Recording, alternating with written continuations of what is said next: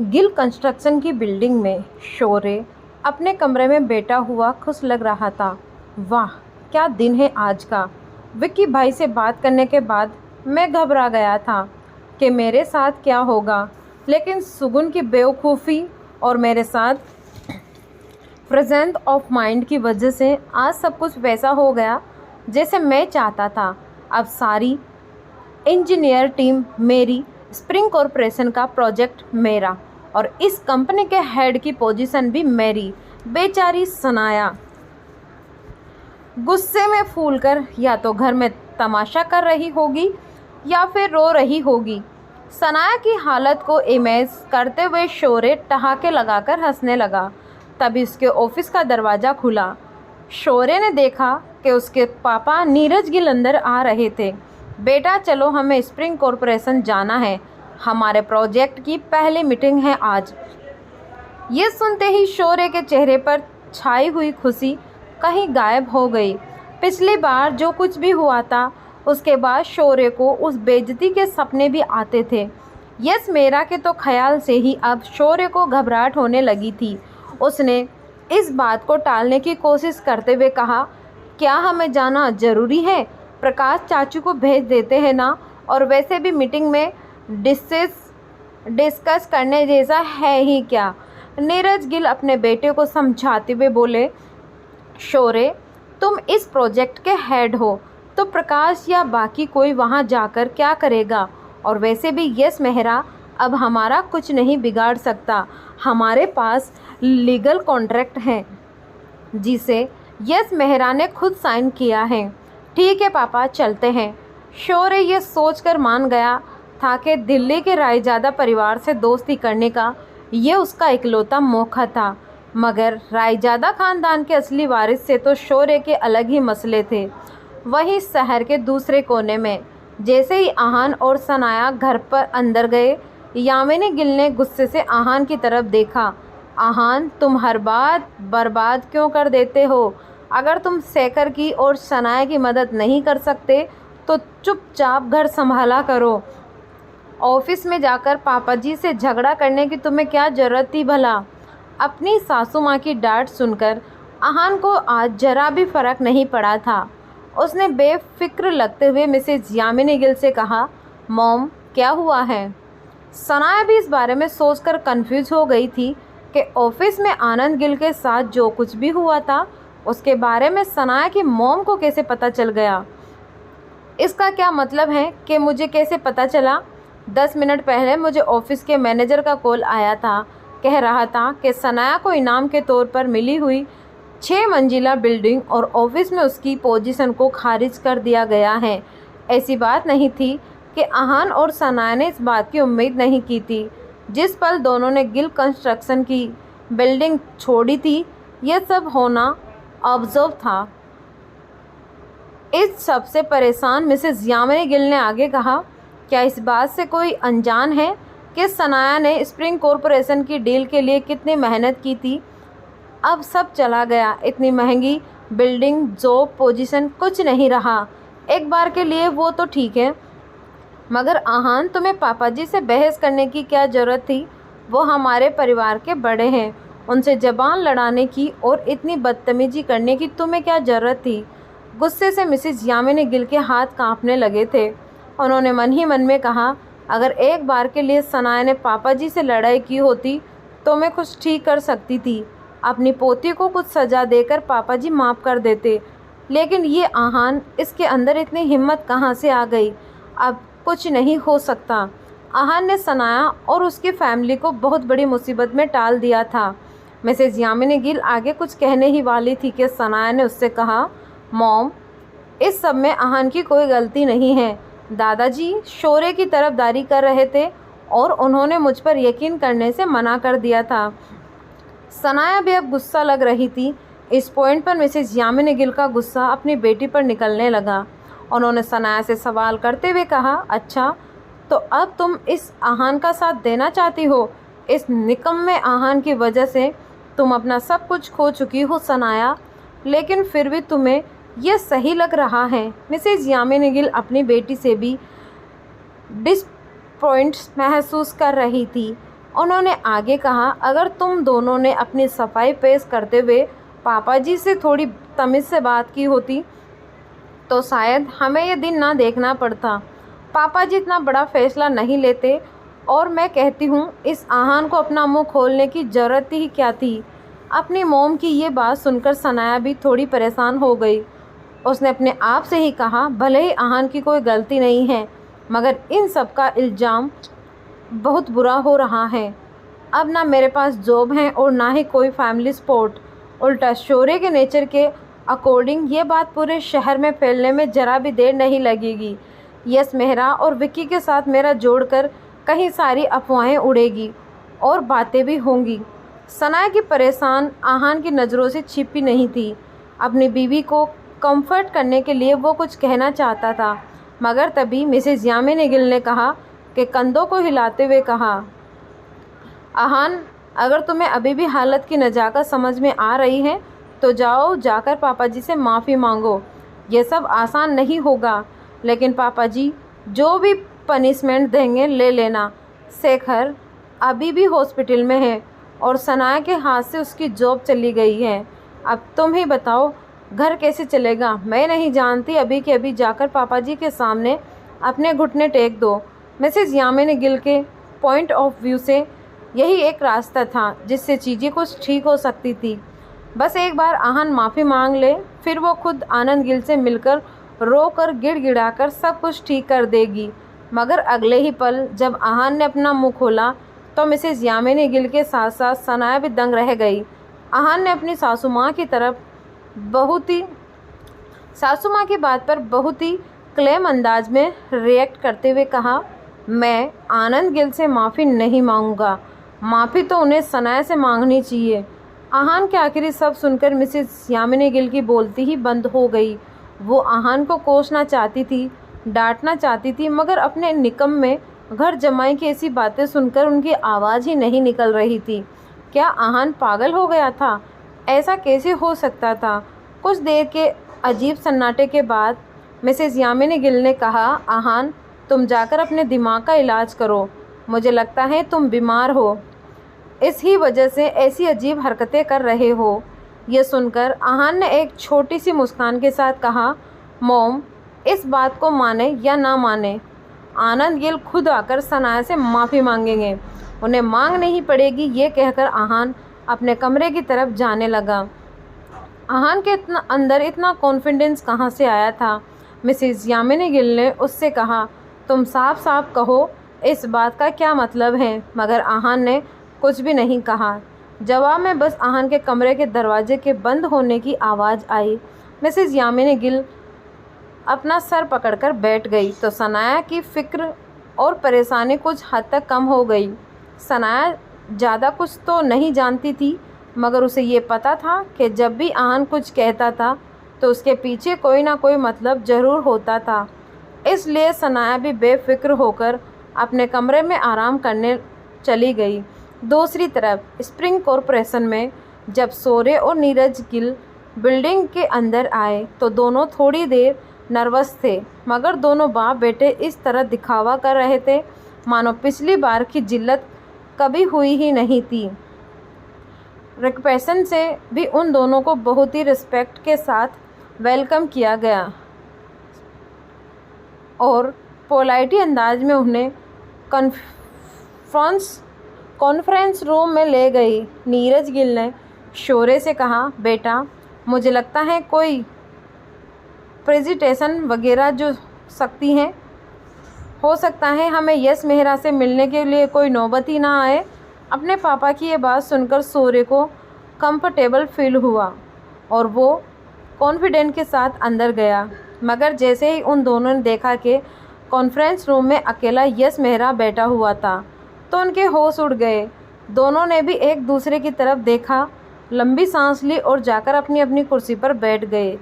CEO S Mehra, good afternoon, Neeraj Gill ने शुरुआत करते हुए कहा। हमेशा की तरह यस मेहरा अपने काम में बिजी था। कुछ देर के बाद उसने हाथ में पकड़ी फाइल के नीचे रखा और नीरज गिल और शौर्य की तरफ देखने लगा। उन दोनों शक्लों को देखकर यस मेहरा का मुंह बन गया। उसने बेरुखी अंदाज में उन दोनों से सवाल करते हुए कहा, तुम दोनों यहाँ क्या कर रहे हो? यस मेहरा के इस ऑर्गेन्स को देखकर शौर्य को गुस्सा आने लगा। नीरज गिल का भी चेहरा जम गया, लेकिन उन्होंने मुस्कुराकर चापलूसी करते हुए कहा, जी कुछ दिनों पहले आपने हमारे गिल कंस्ट्रक्शन के साथ कॉन्ट्रैक्ट साइन किया था, वो स्प्रिंग। मगर इससे पहले कि नीरज गिल अपनी बात पूरी कर पाते, यस मेहरा ने उसकी तरफ देखे बिना ही उन्हें बीच में टोक दिया और उसने डायरेक्ट सवाल करते हुए कहा, क्या कॉन्ट्रैक्ट साइन करने के समय तुम वहाँ थे? यस मेहरा का इस बात से कोई फ़र्क नहीं पड़ता था कि नीरज गिल कौन था और उम्र में उससे कितना बड़ा था। वो बस सवाल पर सवाल किए जा रहा था। नीरज गिल ने कहा, जी नहीं, तब तो हम दोनों यहाँ नहीं थे, लेकिन इस बात से क्या फ़र्क पड़ता है? हमारी कंपनी ने ये प्रोजेक्ट हमें सौंपा है, तो आप बेफिक्र होकर हमारे साथ काम शुरू कर सकते हैं। यह सुनकर यस मेहरा के इस तरह रिएक्ट किया मानो कुछ सोच रहा हो, और फिर कुछ देर की खामोशी के बाद उसने कहा, मुझे फ़र्क पड़ता है। जिसके साथ मैंने कॉन्ट्रैक्ट साइन किया था, मैं उसी से मिलना चाहता हूँ। अब यस जिद पर अड़ गया था। नीरज ने लाचार होकर सवाल किया, सीईओ मेहरा, आप मेरी मुश्किलें क्यों बढ़ा रहे हैं? इस बात को सुनकर यस मेहरा ने ऐसा मुंह बनाया मानो किसी कचरे के डिब्बे को देख रहा हो, और उसने कहा, निकलो यहाँ से। मैं तभी मीटिंग करूँगा जब मिसेस सनाया खुद यहाँ आएगी। शौर्य को इस सब से इरिटेट हो रही थी। उसके पापा से कुछ नहीं होने वाला था, इसलिए शौर्य ने बीच में बात करते हुए कहा, मिस सनाया तो वो बहुत बिजी हैं। एक्चुअली वो 1 महीने की लंबी वेकेशन की ओर गई हुई हैं। ये एक सही जवाब था। अब यस कोई बहाना नहीं बना सकता था, लेकिन आगे यस मेहरा ने जो कहा उसे सुनकर दोनों बाप बेटे शॉक्ड हो गए। यस मेहरा ने कहा, तो फिर कोई बात नहीं, वो जब वापस लौटेगी काम तभी शुरू होगा, मैं उनका वेट कर सकता हूँ। शौर्य को अब इतना गुस्सा आ रहा था कि उसने अपनी मुट्ठियाँ कस ली और बोला, क्या आप अपने पर्सनल रीज़न की वजह से काम को लेट करेंगे? हमें कॉन्ट्रैक्ट साइन किया है, और अगर इन सब के बारे में आपके सुपर ऑफिसर्स को पता चला तो अच्छा नहीं होगा। शौर्य की इस बात से वार्निंग झलक रही थी। ये सुनकर यस मेहरा के चेहरे पर टेढ़ी मुस्कान आ गई। उसने शौर्य की आंखों में आंखें डालकर देखा और सवाल करते हुए कहा, क्या तुम मुझे धमकाने की कोशिश कर रहे हो? यह सवाल सुनकर नीरज गिल अब खामोश नहीं रह सकता था। यस मेहरा को नाराज़ करना उस पर बहुत भारी पड़ सकता था, इसलिए नीरज ने एक बड़ी सी मुस्कान के साथ जवाब देते हुए कहा, सीईओ एस मेहरा, आप ज़रूर मजाक कर रहे हैं। हम आपको धमकी कैसे दे सकते हैं भला? बात यही ख़त्म हो गई थी। यस मेहरा ने वापस से अपनी फाइल पकड़ी और बाप बेटे की इस जोड़ी को जानबूझकर नज़रअंदाज करते हुए कहा, अगर ऐसी बात है तो निकल जाओ और मिस सनाया के बगैर वापस मत आना। शौर्य और नीरज एक बार फिर से इस कंपनी में बेइज्जत हो चुके थे। राहत तो इस बात की थी कि इस बार किसी ने इस जिल्लत को देखा नहीं था। वो आगे कुछ नहीं कर सकते थे, इसलिए चले गए।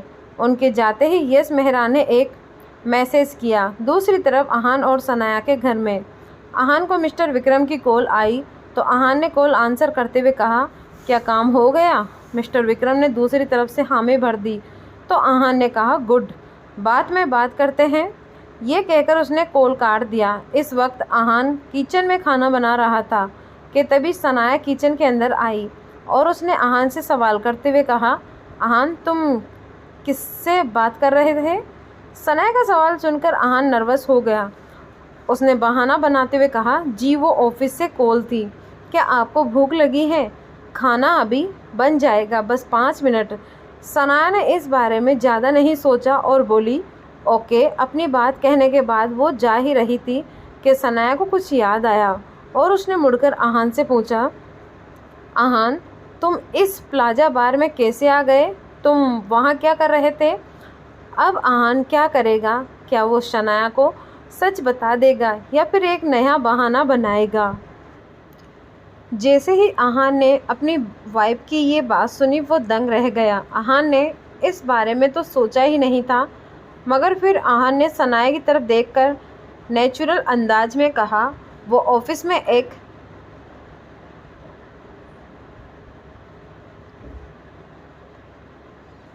कोलेजन की शादी होने वाली है, तो हम उसने पार्टी देने के लिए कहा था। सनाया अब डाउट के साथ आहान को घूरने लगी। उसने कहा, अच्छा तो फिर तुमने अंदर जाकर मुझे उन गुंडों से अकेले बचा लिया? आहान जानता था कि होश में आने के बाद सनाया ये सवाल तो करने ही वाली थी, इसलिए उसने बिना किसी हिचकिचाहट के कहा, वो मैंने पुलिस को कॉल कर दिया था। पुलिस के बारे में सुनकर सनाया को आहान पर यकीन हो गया और वो किचन से बाहर चली गई। आखिरकार आहान की जान में जान आई। उसने एक राहत की सांस ली और वापस से दाल को तड़का देने लगा। आहान ने सोचा था कि मुसीबत टल गई कि तभी सनाया वापस से किचन में आ गई और वापस से आहान से सवाल करते हुए बोली, आहान, वैसे तुम्हारे ऑफिस में काम करने वाले लड़कों ने तुम्हें प्लाजा बार जैसे जगह पर पार्टी दी, वो इतना खर्चा कैसे कर सकते हैं? सनाया बहुत स्मार्ट थी और जितनी आहान की सैलरी थी उसके 5-10 हज़ार ज़्यादा खर्च प्लाजा बार जैसी जगह पर एक वक्त के खाने और ड्रिंक्स पर होता था।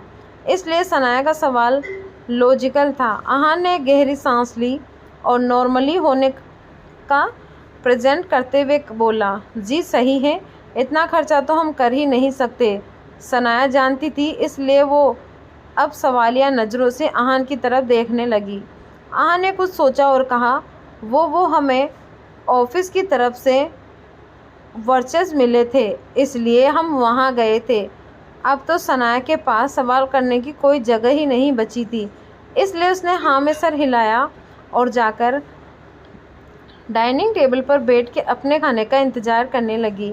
मेरी तो जान ही निकल गई थी, आहान ने अपने आप से ही कहा और खाना बनाने पर फोकस करने लगा। थोड़ी ही देर में खाना बन गया। आहान ने सनाया के प्लेट में खाना सर्व किया और दोनों साथ में लंच करने लगे। आहान ने नोटिस किया कि सनाया किसी गहरी सोच में डूबी हुई थी। ये बात आहान को परेशान कर रही थी। उसने दिल ही दिल में कहा, मैं नहीं चाहता कि मेरे बारे में सोच के सनाया परेशान हो जाए। आहान ने फिर कुछ सोचा और सनाया का मूड लाइट करने के इरादे से कहा, आप सोते वक्त खर्राटे लेती हैं सनाया? आहान की कही बात पर सनाया हैरान रह गई। उसने अपनी बड़ी बड़ी आंखों से आहान की तरफ घूरकर देखा और बोली, क्या मैं कोई खर्राटे नहीं लेती? और वैसे भी तुम्हें कैसे पता? तुम झूठ बोल रहे हो। ऐसी बात नहीं थी कि सनाया को याद नहीं था। भले ही सुबह जब सनाया की आँख खुली तो वो अपने बेड पर अकेली थी, मगर रात को बीच में जब सनाया की आँख खुली तो अपने आहान को अपने पास सोते हुए देखा था। सनाया आहान के सीने पर सर रखकर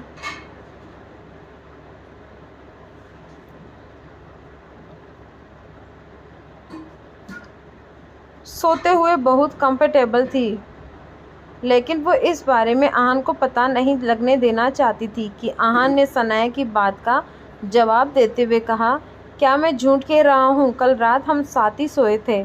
आप इतने ज़ोर से खर्राटे ले रही थी कि मुझे काफ़ी देर तक नींद नहीं आई।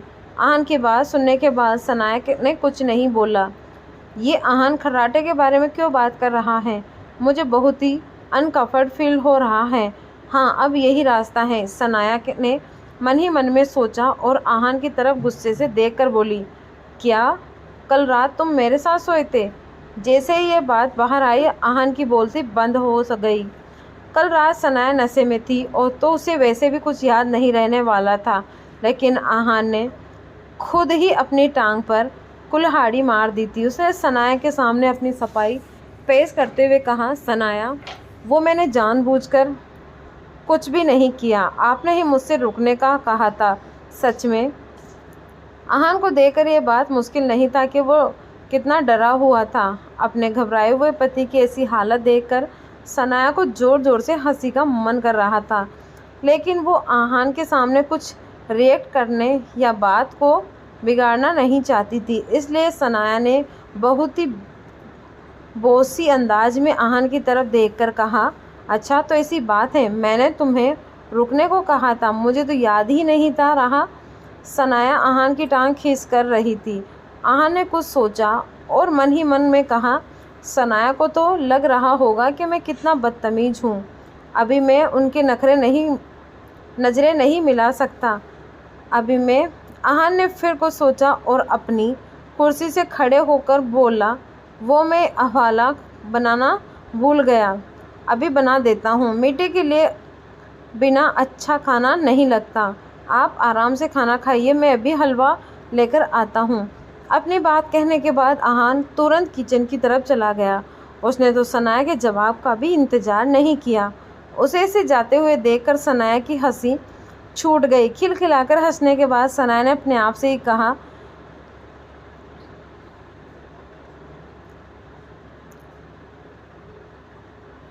ये आहान भी ना, इसे चिढ़ाने में एक अलग ही मज़ा आता है। जहाँ एक तरफ आहान और सनाया के घर में हंसी मजाक का माहौल था, गिल कंस्ट्रक्शन की हवा में एक अलग ही टेंशन था। स्प्रिंग कॉरपोरेशन से आने के बाद शौर्य और नीरज गिल की हालत गुस्से में और भी बढ़ के चिढ़ के खराब हो गई थी। इस यश मेहरा की हिम्मत तो देखो, वो रायजादा खानदान के कुत्ते जैसा है, लेकिन फिर भी हमारी इंसल्ट कर रहा है। शौर्य ने गुस्से से तिल मिलाते हुए कहा। अपने बेटे की ऐसी बात सुनकर नीरज गिल ने अपनी राय देते हुए कहा, मुझे लगता है कि ज़रूर उसे किसी ने ऐसा करने के लिए उकसाया होगा, या फिर वो किसी तरह से ऐसा कर रहा है। यस मेरा एक बहुत ही होशियार बिजनेसमैन है,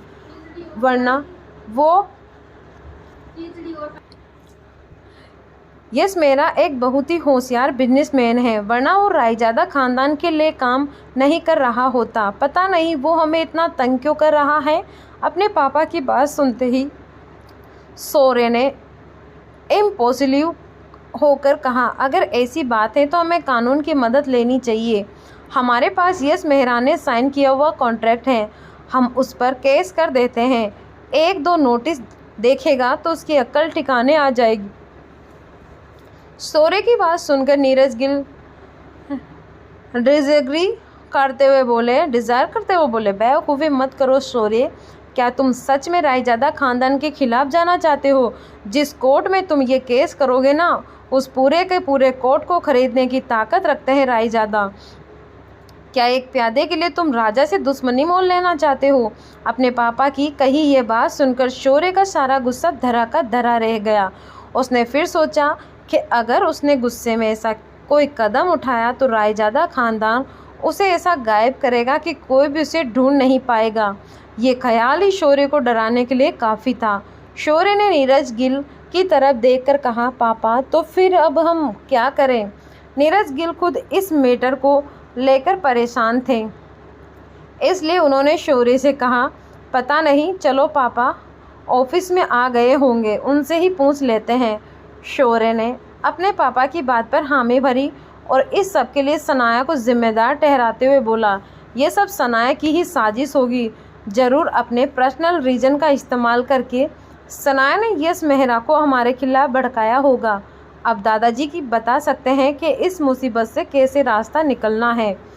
इन दोनों बाप बेटे की जोड़ी के पास अब ये एक ही रास्ता बचा था, बाकी और वो दोनों कर भी क्या सकते थे। इसलिए शौर्य और नीरज गिल आनंद गिल के ऑफिस में चले गए। दोनों ने एक एक करके जो कुछ भी हुआ उसके बारे में आनंद गिल को बता दिया। पूरी बात सुनने के बाद आनंद गिल के चेहरे का रंग काला पड़ गया। शौर्य ने फिर फुस्टाड़ लगाते हुए अपने दादाजी से कहा, दादाजी ये सब ज़रूर उस सनाया का किया धरा है, आपके फैसले से नाराज़ होकर उसने ये सब किया होगा। शौर्य की बात सुनकर आनंद गिल एक गहरी सोच में पड़ गए। इस बारे में सोचते हुए उन्होंने मन ही मन में कहा, सनाया ऐसा नहीं कर सकती, बदला लेने की नीयत सनाया की नहीं है। यश मेहरा जैसा कामयाब बिजनेसमैन सिर्फ किसी लड़की के लिए अपना काम और करियर खतरे में नहीं डाल सकता, लेकिन पता नहीं क्यों मुझे उस निकम्मे घर जमाई पर शक हो रहा है। जैसे ये ख्याल आनंद गिल के दिमाग में आया, उन्होंने तुरंत अपने आप को समझाते हुए कहा, नहीं नहीं, ऐसा कैसे हो सकता है? अगर सच में उस आहान में इतनी होशियारी होती तो वो मेरे घर में क्या कर रहा होता? आज सुबह से ही आनंद गिल को आहान के बारे में तरह तरह के ख्याल आ रहे थे, कहीं सारी पॉसिबिलिटी थी, मगर फिर भी कुछ लॉजिकल नहीं लग रहा था। इसलिए आनंद गिल ने आहान के ख्याल को इग्नोर कर दिया। स्प्रिंग कॉरपोरेशन की डील गिल कंस्ट्रक्शन को बहुत ज़्यादा ज़रूरी थी। इसे किसी भी तरह से खोना आनंद गिल को बहुत बड़ा नुकसान करा सकता था। इसलिए किसी नतीजे पर पहुंचने के बाद उन्होंने शौर्य की तरफ देखकर कहा, शौर्य, अब बस एक ही रास्ता बचा है। अपने दादाजी की बात सुनकर शौर्य के चेहरे का रंग उड़ गया। उसने घबराते हुए आनंद गिल से सवाल किया, आपकी बात का मतलब है कि आगे शौर्य कुछ कह ही नहीं पाया। ऐसा कैसे हो सकता था? शौर्य की बात को पूरा करते हुए आनंद गिल ने कहा, जाओ जाकर सनाया से माफ़ी मांगो और उसे कैसे भी करके मना लो। जो भी हो, कल सनाया को कंपनी में वापस लौटना ही होगा। ऐसी बात नहीं थी कि आनंद गिल ने चाहकर ऐसा फैसला लिया था। वो खुद भी ऐसा नहीं चाहते थे। बाहर वालों के लिए दिखने में ये शौर्य के मुंह पर पड़ा हुआ थप्पड़ था, लेकिन आनंद गिल भी जानते थे कि ये थप्पड़ असल में उनके मुंह पर पड़ा था। सनाया को परिवार से बेदखल करने का फैसला आनंद गिल का था, शौर्य का नहीं।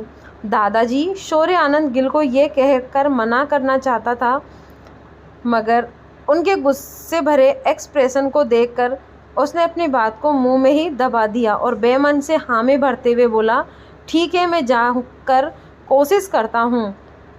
शौर्य वहाँ से जा ही रहा था कि आनंद गिल ने उससे कहा, कोशिश मत करो, काम पूरा करके आओ। सनाया कल ऑफिस में मौजूद होनी चाहिए।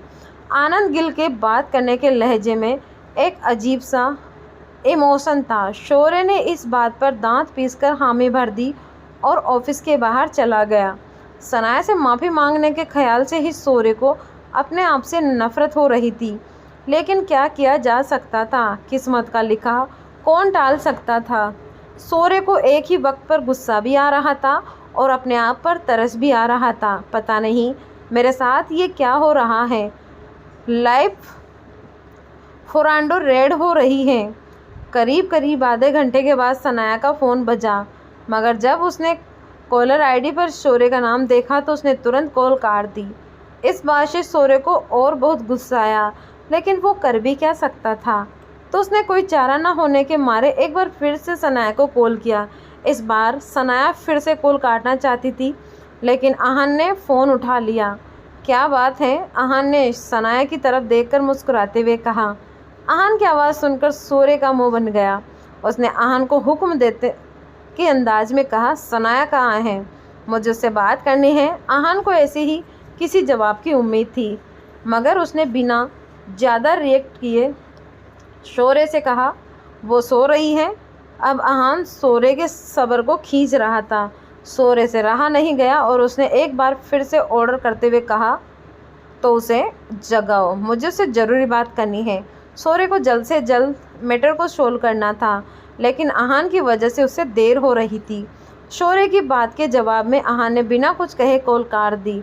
दूसरी तरफ से बज रही डीप को सुनकर शौर्य गुस्से से तिलमिला उठा और उसने गुस्से में अपने बड़े से बंगले के लिविंग रूम के एंटीक शो पीस को ज़मीन पर दे मारा। अपने बेटे के चेहरे को देखकर नीरज गिल समझ गए कि बात बिगड़ रही है। उन्होंने शौर्य से कहा, लेकिन उसे एक बार फिर कॉल करो। शौर्य ने बेमन से एक बार फिर कॉल किया। फिर से आहान ने ही कॉल उठाया तो शौर्य ने कहा, आहान, मेरा दिमाग मत घुमाओ। आहान ने हंसते हुए शौर्य से पूछा, कहो, तुम्हें क्या कहना है? मेरे पास ज़्यादा वक्त नहीं है। शौर्य के पास दूसरा ऑप्शन नहीं था, तो उसने आहान से कहा, आहान, सनाया से कहो कि अगर वो मेरी बात माने और अपनी होशियारी पर लगाम लगाए तो मैं उसे कंपनी में वापस आने का मौका दे सकता हूँ। शौर्य ने यह बात इस अंदाज में कही थी मानो वो कोई कैरेटी कर रहा था। क्या आहान नहीं जानता था कि शौर्य के इतने तड़पने की पीछे की वजह क्या थी? आहान खुद इस पूरे गेम का मास्टरमाइंड था। आहान ने शौर्य से सवाल किया, अच्छा तो ऐसी बात है, और अगर सनाया मना कर दे तो? शौर्य को लगा जैसे आहान उसकी बातों में आ रहा था, तो उसने बहुत अक्कड़ के साथ कहा, तो वो कभी भी गिल कंस्ट्रक्शन में लौट नहीं पाएंगी। एक बार आहान फिर से हंसी रोकना मुश्किल हो रही थी।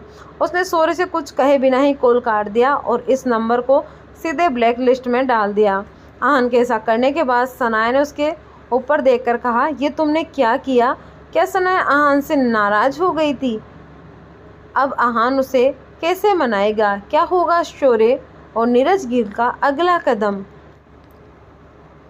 जैसे ही आहान ने कॉल काट दी, शौर्य ने गुस्से में अपना फ़ोन ही फेंक दिया। आहान, एक दिन मैं तुम्हारी जान ले लूँगा। शौर्य की आंखें इस वक्त गुस्से से लाल हो रही थी। बस बहुत हुआ। तुम्हारे दादाजी ने तुमसे कहा था कि सनाया से माफ़ी मांगो और तुमने अभी अभी फ़ोन पर क्या बकवास की? नीरज गिल ने अपने बेटे से नाराज़ होकर कहा। उनके नज़रिए से इस सब बस वक्त जाया करना था। शौर्य ने कहा, लेकिन पापा मैं कैसे? अब जब मैं खुद उस सनाया से बात करना चाहता हूँ तो वो नखरे दिखा रही हैं, और रही बात उस आहान की तो वो मुझे गुस्सा दिलाने का एक भी मौका नहीं छोड़ रहा है। आज तो उसने हद ही कर दी। कमीना मेरी बात काट रहा है। नीरज गिल अपने बेटे के गुस्से से अनजान नहीं थे, मगर ये ससेशन अब उनके सब्र का अंजाम ले रही थी। इसलिए नीरज गिल ने अपना गुस्सा दबाने की कोशिश की और शौर्य को समझाते हुए बोले, कुछ तोहफे खरीदो और सनाया के घर जाके सीधे उससे माफ़ी मांगो। जितना जल्दी ये मामला ख़त्म होगा उतना ही बेहतर होगा। अपने पापा की ये बात सुनकर शौर्य नाक सिकुड़ते हुए कहा, पापा उस सनाया से माफ़ी मांगने से मेरी इज्जत ही क्या रहेगी? नीरज गिल अपनी बेटे की हालत को समझ रहे थे, लेकिन इस वक्त क्या करना सही था उन्हें इस बात का ज़्यादा ख्याल था। इस वजह से नीरज गिल ने शौर्य को डांट लगाते हुए कहा, तुम्हारी इज्जत ज़्यादा ज़रूरी है या फिर स्प्रिंग कॉरपोरेशन की डील? अब शौर्य को भी इस बात का अंदाज़ा हो गया कि उसके पास कोई दूसरा ऑप्शन नहीं था, तो इसलिए उसने अपने पापा की तरफ देखकर डेजर्टली माइंड अंदाज में कहा, ठीक है पापा, उस सनाया को और उसके निकम्मे पति को कुछ दिन की खुशी दे ही देते हैं। अपनी यह बात कहने के बाद शौर्य नीरज गिल के साथ सनाया के घर जाने के लिए निकल गए। दूसरी तरफ आहान और सनाया के घर में, ये तुमने क्या किया? सनाया ने आहान से सवाल करते हुए कहा। आहान ने जब ये सवाल सुना तो उसे लगा कि शायद सनाया को उसका ऐसा करना अच्छा नहीं लगा था, मगर उसके अगले ही पल उससे पहले आहान अपनी वाइफ से माफ़ी मांगता, सनाया ने उससे कहा, बहुत अच्छा किया, उस शौर्य के साथ ऐसा ही करना चाहिए था। सनाया अपनी बात कहते हुए मुस्कुराने लगी। बहुत देर तक दोनों यूं ही हंसते खिलखिलाते हुए बातें कर रहे थे। कब शाम हो गई पता ही नहीं चला। मिसेज यामिनी गिल की हॉस्पिटल से घर आ रही थी। अब शेखर गिल की तबीयत थोड़ी बेहतर हो रही थी। अंदर आते ही उन्होंने देखा कि आहान और सनाया वापस में गप्पे लड़ा रहे थे। ये देखकर मिसेज यामिनी गिल का मुंह बन गया। उन्होंने मन ही मन कहा, इस निकम्मे आहान ने सब कुछ बिगाड़ कर रख दिया है, मगर फिर भी सनाया को कोई फ़र्क नहीं पड़ रहा है। पता नहीं ये फैला हुआ रायता सब ठीक होगा। अब जब वो कुछ भी नहीं कर सकती थी तो इसलिए उन्होंने इस बात को नज़रअंदाज कर दिया। मिसेज यामिनी गिल अंदर आई ही थी कि डोरबेल बजने लगी। पता नहीं कौन आया है, मिसेज यामिनी गिल ने अपने आप को से ही मिलते हुए कहा। बेमन से दरवाज़ा खोलने गई, मगर जब मिसेज यामिनी गिल ने देखा तो वो दंग रह गई। मिसेज यामिनी गिल ने देखा कि दरवाजे के बाहर उनके जेठ जी नीरज गिल और उनका बेटा हर्ष खड़े थे। आज पहली बार वो दोनों बहुत ही रिस्पेक्ट के साथ मुस्कुराते हुए यहाँ आए थे। शौर्य ने तो मिसेज यामिनी गिल को हैरान ही कर दिया था। उसने अपनी छोटी चाची के आगे झुककर उनके पैर भी छू लिए, मगर फिर भी मिसेज यामिनी गिल ने उससे आशीर्वाद में कुछ नहीं कहा। आखिरकार उसके इस बिगड़े नतीजे ने सनाया की ज़िंदगी ऑलमोस्ट बर्बाद कर दी थी। मिसेज यामिनी गिल का दिल इतना बड़ा तो नहीं था कि शौर्य को माफ़ कर देती। उन्होंने बस बेमन से नीरज और शौर्य को अंदर आने के लिए कहा। जब काउच पर बैठे आहान और सनाया ने उन दोनों को वहां देखा तो जानबूझकर नीरज गिल और शौर्य को अंदाज करते हुए सनाया आराम से अपने काउच पर बैठ गई और आहान उसे फ्रूट काट के खिला रहा था। यह नज़ारा देखकर शौर्य को इतना गुस्सा आ रहा था कि अगर उसके मतलब की बात ना होती तो आज वो ज़रूर एक बार फिर से सनाया और अहान से लड़ना शुरू कर देता। वो खामोश रहा। कुछ देर के अवार्ड सन्नाटे के बाद नीरज गिल ने फाइनली अपना मुंह खोला। वो सनाया की तरफ देखकर प्यार भरे लहजे में बोले, सनाया बेटा, तुम्हारे और शोरे के बीच में ज़रूर कोई गलतफहमी हुई है। अहान ने इस बात को सुनते ही सनाया के चाचा जी ने सवाल करते हुए कहा, कैसी गलतफहमी? अहान के सवाल को सुनकर नीरज गिल के चेहरे का रंग सफ़ेद पड़ गया। इस निकम्मे घर जमाई का इस तरह बीच में बोलना उन्हें खास पसंद नहीं आया था। एकदम से उन्हें एक ख्याल आया और वो अपने आप से ही बोले, सनाया को अपनी तरफ करने में और स्प्रिंग कॉरपोरेशन से हुई इस डील को हथियाने में बस एक ही रुकावट है और वो है ये अहान। पता नहीं इस नालायक लड़के में इतनी हिम्मत कहाँ से आ गई कि उसने सिर्फ पापा को ही अप्रोच नहीं किया, मगर अब वो तो सनाया से रिलेटेड सब कुछ अपने कंट्रोल में लेना चाहता है। नीरज गिल के घर मन में चल रही उसने गुस्से में अहान की तरफ देखकर कहा, अहान, अच्छा हुआ कि तुम अपने काम से काम रखो। हमारे बीच में मुंह मारने की यह हक तुम्हें किसने दिया? इस समय तुम्हारा कोई मतलब नहीं है। शोरे की ये बात सुनकर अहान के चेहरे पर एक स्माइल आ गई। वो कुछ कह नहीं वाला था कि सनाया ने शोरे से कहा, अगर अहान इस सब से कोई मतलब नहीं रखता है तो मेरा भी नहीं है। अपनी बीवी की ये बात सुनकर अहान के दिल में नरक छा गई। सनाया उसे इस बात का एहसास दिलाना था अहान सनाया के लिए कितना ज़रूरी था, मगर सनाया की इस तरफदारी से शोरे का दिल जलने लगा। उसने गुस्से में अपने दांत पीसते हुए और चुप हो गया। एकदम से नीरज गिल की नज़रें जब अहान पर आकर रुकी, वो समझ गए कि अब सनाया के फैमिली से रिलेटेड हर बात अहान से कंट्रोल में थी। भले ही वो इस बात से हैरान थे कि अब यही हकीकत थी। अपने सूरज के सामने झुकना प्रकृति का वसूल है और यही ध्यान में रखते हुए नीरज गिल ने अहान से पूछा, अहान, तुम्हें क्या लगता है? मगर बजाय इसके कि अहान नीरज गिल के सवाल का जवाब देता, उसने उनसे ही उल्टा सवाल किया, क्या आप यहाँ पर माफ़ी मांगने आए हैं? अहान के इस सजेशन फॉरवर्ड से अंदाज से ना सिर्फ नीरज गिल और ना ही शोरे खुश थे, मगर एक ही बात थी। नीरज गिल ने जवाब देते में कहा, हाँ शोरे, मैं नादानी की वजह से कल सनाया के बारे में कुछ गलत अफवाहें फैला दी।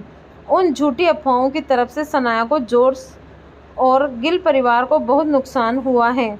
शोरे ने इस मामले में एक बहुत बड़ी गलती की है।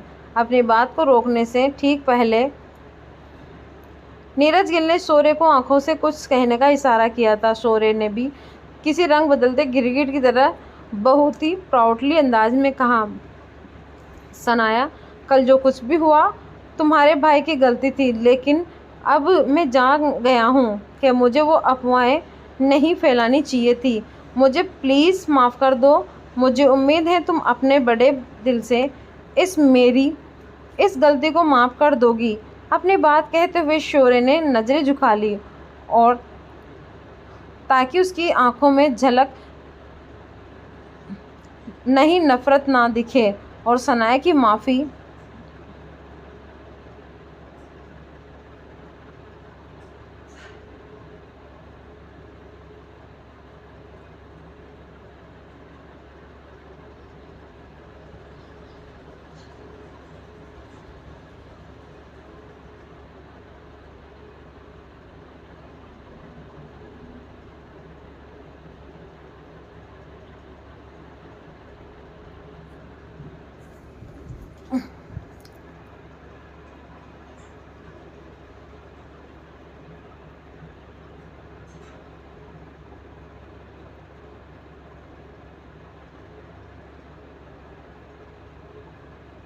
मगर आगे सनाया ने जो कहा उसे सुनकर सिर्फ शोरे की नहीं, नीरज गिल भी हैरान रह गए।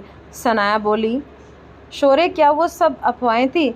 अब तक शोरे इस बात को मानने के लिए तैयार ही नहीं था कि इस पूरी साजिश के पीछे उसका ही हाथ था। सनाया के सवाल को सुनकर शोरे महराज जम गया और उसने अपने आप को बचाने के इरादे से कहा, सनाया, तुम कहना क्या चाहती हो? सनाया ने शोरे की बात पर नॉर्मली रिएक्ट करते हुए कहा, मेरा कोई मतलब नहीं है शौर्य, अब तुम यहाँ से निकल जाओ। अगर अभी भी शौर्य ने बात करने से मना कर रहा था तो सनाया को बात बढ़ाकर अपनी एनर्जी और टाइम वेस्ट करने में कोई इंटरेस्ट नहीं था। अब इस पॉइंट पर नीरज गिल को अपने बेटे पर थोड़ा थोड़ा शक होने लगा। और आईटी, क्या शौर्य का इस सब से कोई लेना देना था? अगर सच में शौर्य ही सनाया को इस मुसीबत में फंसाया था तो माफ़ी मांगने का कोई मतलब नहीं था। बेवकूफ़ शौर्य। उसकी ऐसी घिनौनी हरकत के बाद सनाया ने पुलिस में रिपोर्ट नहीं की। इसमें ही मैं अपने आप को खुशनसीब मानता हूँ। शौर्य ने इस बार हमें बहुत बड़ी मुसीबत में फंसा दिया है।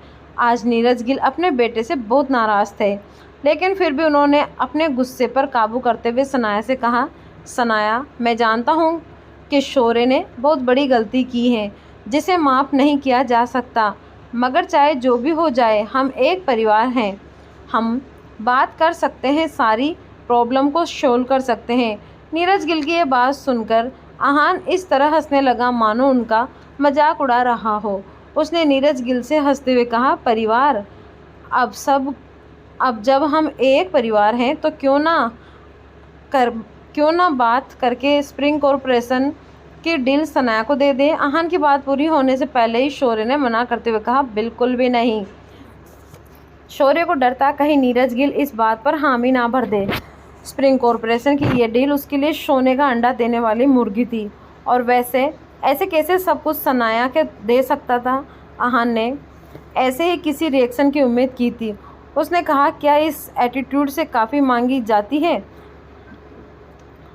आहान जानता है कि सनाया ने इस बात की उम्मीद नहीं की कि वो इस डील पर काम करे, मेहनत करे, मगर उससे आने वाला प्रॉफिट पूरा गिल परिवार आपस में बांटना चाहता था। पूरा प्रॉफिट सनाया के लिए मांगना आहान की एक महज चाल थी। नीरज गिल ने हमेशा ही तरह हालत संभालने की कोशिश करते हुए कहा, ऐसा नहीं हो सकता, हम सनाया को दूसरे तरीके से कॉम्प्रोमाइज़ करेंगे। वो ऑफिस में जाकर अपने काम में वापस शुरू कर सकती हैं।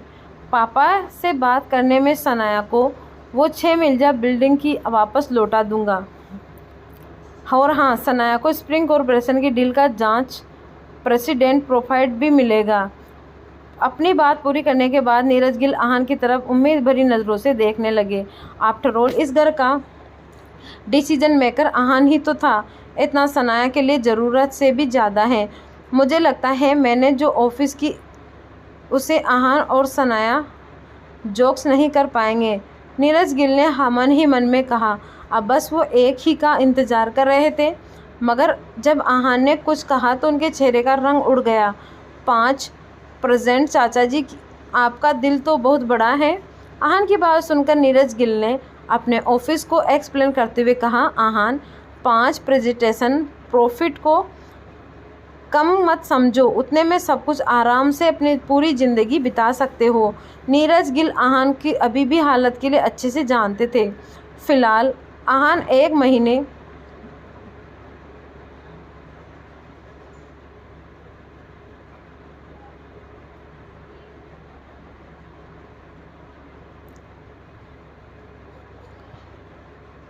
के कुछ 10 से 12 हज़ार कमाता था, और फिर भी उसे 5 प्रेसिडेंट को कम समझ रहा था। आहान ने इस बात पर कुछ रिएक्ट नहीं किया और बहुत ही क्लम अंदाज में अपना फैसला सुनाते हुए कहा, ठीक है चाचा जी, अब आप समझ जाइए और आनंद गिल से कहिए कि जब तक वो खुद सनाया से माफ़ी नहीं मांगे थे और स्प्रिंग कॉरपोरेशन की पूरी डील सनाया को नहीं सौंपते तो वापस सनाया नहीं आएगी। अगर ऐसा होता है तो ही हम बात आगे करेंगे। भले ही आहान ने अपने बात किसी एम्प्लेजी के बिना कही थी, मगर उसके हर एक बात को सुनने के बाद वहां मौजूद हर कोई हैरान रह गया था। शौर्य और नीरज गिल की आंखों से खुशी की खुली रह गई। क्या आहान पागल हो गया था? पहले कुछ मिनट तो दोनों बाप बेटे की बोलती ही बंद हो गई थी, लेकिन फिर नीरज गिल ने आहान से कहा, लगता है कि शुरुआत से ही तुम अपना और हमारा वक्त जाया करते थे। आहान, क्या तुम जानते हो कि पापा से माफ़ी मंगवाने का क्या नतीजा हो सकता है?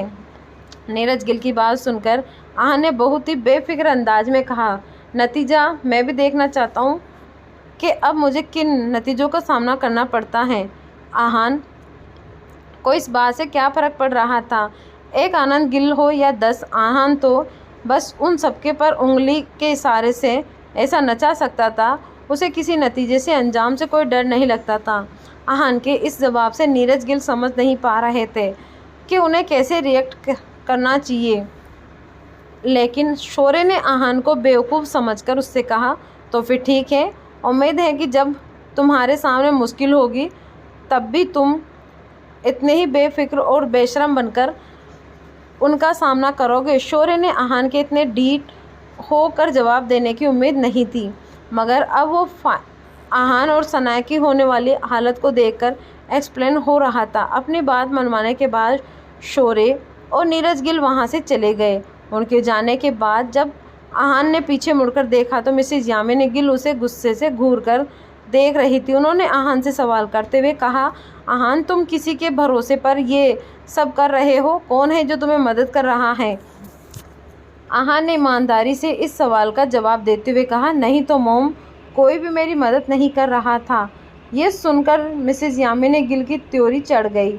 उन्होंने अपने दामाद से कहा, क्या तुम्हारे पास कोई प्रॉब्लम बेकिंग नहीं है? तो फिर जेठ जी की बातों को मानकर तुम्हें क्यों नहीं लगता है अब शनाया ऑफिस से कैसे लौट पाएगी? निकम्मे, तुमसे एक भी काम सही से नहीं होता।